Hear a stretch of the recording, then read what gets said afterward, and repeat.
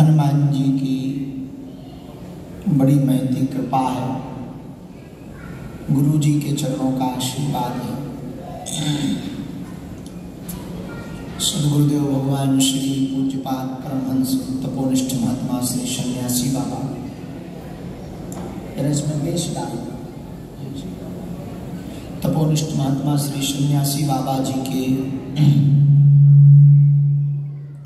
पुण्य प्रताप के कारण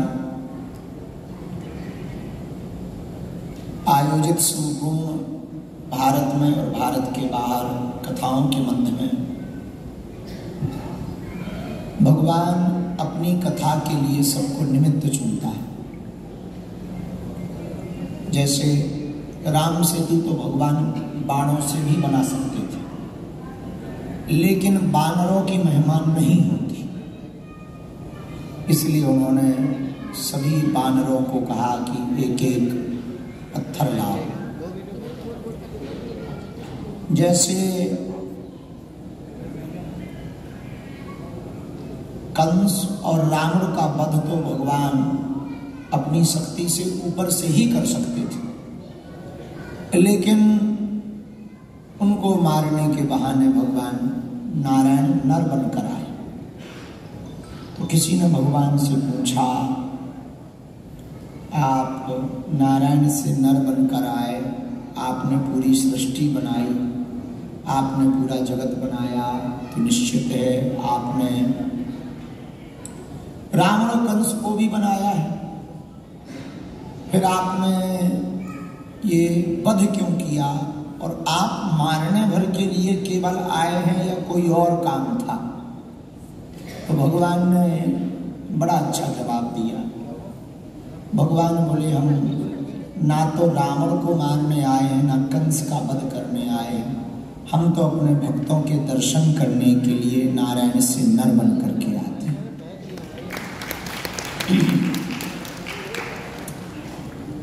तो किसी ने कहा कि भक्त तो आपके दर्शन को लेकर आतुर रहते हैं, पर आप क्यों भक्तों के दर्शन करना चाहते हो?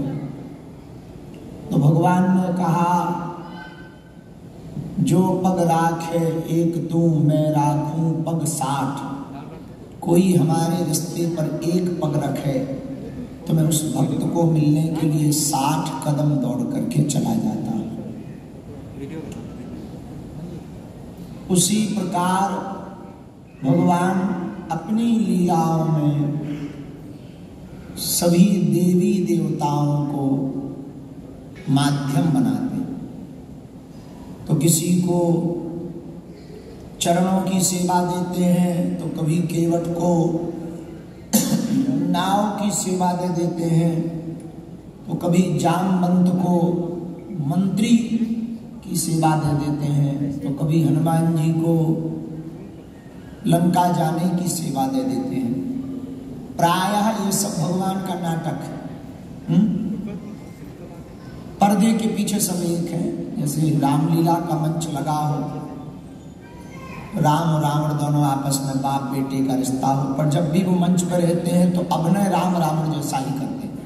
जैसे ही मेकअप उतारा, पर्दा गिरा, सो तुरंत बाप बेटा बन जाते। वैसे ही भगवान की लीलाएं हैं, नाटकीय लीलाएं होती हैं। उन्हीं नाटकीय लीलाओं में ये संसार भी नाटक मंच है। उस नाटक मंच में ये कथाएं भी अनवरत चल रही हैं। तो जैसे एक रामलीला के मंच पर बहुत सारे पात्रों की आवश्यकता होती है, कोई गा रहा तो कोई बजा रहा तो कोई नाच रहा तो कोई पर्दा गिरा रहा, उसी प्रकार इन कथाओं की भूमिका में भगवान हम सबको निमित्त चुनते हैं।